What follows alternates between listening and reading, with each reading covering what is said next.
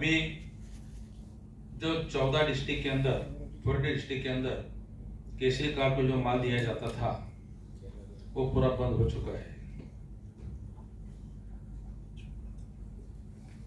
E POS machine के बारे में मेरे पहले मंच के ऊपर हर स्टेट प्रेसिडेंट ने तकलीफ के बारे में यहाँ बताया है। हमारे महाराष्ट्र के अंदर ई पॉस मशीन के बारे में 3 बार हमें अंगूठे लेना पड़े, 3 बार। आपके पास 2 लेकिन हमारे 3 बार, क्योंकि दीपावली के वक्त हमारे महाराष्ट्र के अंदर रवा सूजी, मतलब रवा समझते ना, सूजी ऑयल का 1 लीटर का पैकेट, चीनी का 1 किलो का पैकेट और चने के दाल के 1 पैकेट, ऐसा 4 पैकेट मिला के दिवाली गिफ्ट दिया जा रहा था। लेकिन उसको भी अंगूठा लेके थम्स लेके बांटना पड़ा। बाकी पीएमजी और रेगुलर के अनाज के वसीले तो चालू था। इतनी तकलीफ हो गई ये चीज से, आज का हमारा महाराष्ट्र का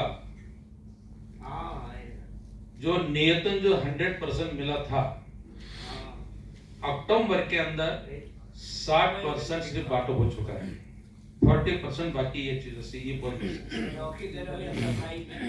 इस बारे में हम 2 तारीख को महाराष्ट्र गवर्नमेंट, हमारे प्रधान सचिव, फूड सेक्रेटरी चौहान साहब, इनसे हमारी 2 तारीख को मीटिंग हो गई। वो मीटिंग के अंदर हमारे इस सभागार के अंदर हमारे सचिव यादव साहब जी मौजूद है। 2 तारीख को जो यहाँ पे जो हर स्टेट के तरफ से जो बताया गया, सेम वही कैटेगरी के ऊपर, वही तकलीफ के ऊपर हमारे महाराष्ट्र के अंदर हमने उनके सामने ये जो तकलीफ के बारे में पूरी हिस्ट्री हमने रख दी। उन्होंने सीधा ये जो है स्टेट का कोई प्रॉब्लम नहीं, ये सेंट्रल गवर्नमेंट से आया हुआ काम, सेंट्रल गवर्नमेंट से आए हुए ये मशीन, इसके अंदर स्टेट गवर्नमेंट कुछ नहीं कर सकते। लेकिन 2 महीने के बाद में हम तुम्हारे को 4G के मशीन हम हमको सप्लाई करेंगे, इतनी उन्होंने गवाही दी है। लेकिन मैं ये जानना चाहिए, मैं आपको बताना चाहता हूं, 4G मशीन आने के बाद में भी दादा ये आपका ये सवाल जो ये छूट नहीं सकता। उसका कारण मैं बताता हूं। जब ये इंडिया के अंदर ये सिस्टम के अंदर जो ई पॉस मशीन जो ऑनलाइन प्रणाली जो आ गई इंडिया के अंदर, तो सबसे पहले महाराष्ट्र के अंदर आई और महाराष्ट्र में सबसे पहले मेरे शॉप के ऊपर आई हुई है 2014, सबसे पहले इंडिया के अंदर।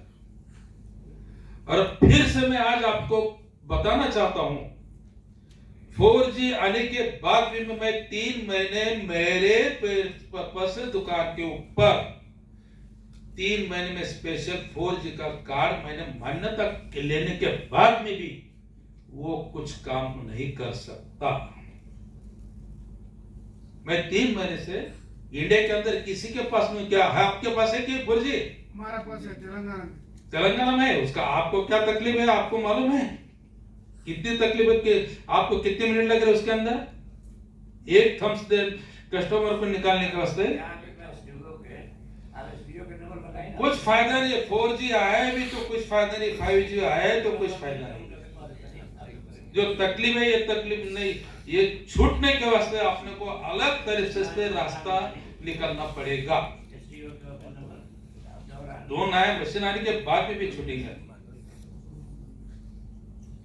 अब जो सैलरी के बारे में यहाँ पे जो मेरे पहले जो प्रेसिडेंट ने है, जो स्टेट प्रेसिडेंट ने जो वो कुछ बातें यहाँ रखी है, हमारे महाराष्ट्र के अंदर ये जब हमारे उप मुख्यमंत्री आर पाटिल जो अभी इस दुनिया में नहीं है, उनके टाइम पे हमने ये महाराष्ट्र के तरफ से कि भाई रास्ताभर दुकानदार को गवर्नमेंट कर्मचारी घोषित करो।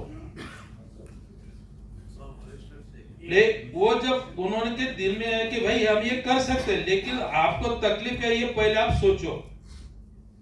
उसके अंदर मसला आया, जो बड़े दुकानदार थे, बड़े डीलर थे, जिनका कोटा मिलता है 200, 250, 300 कुंटल, वो लोग वो चीज को तैयार नहीं हुए।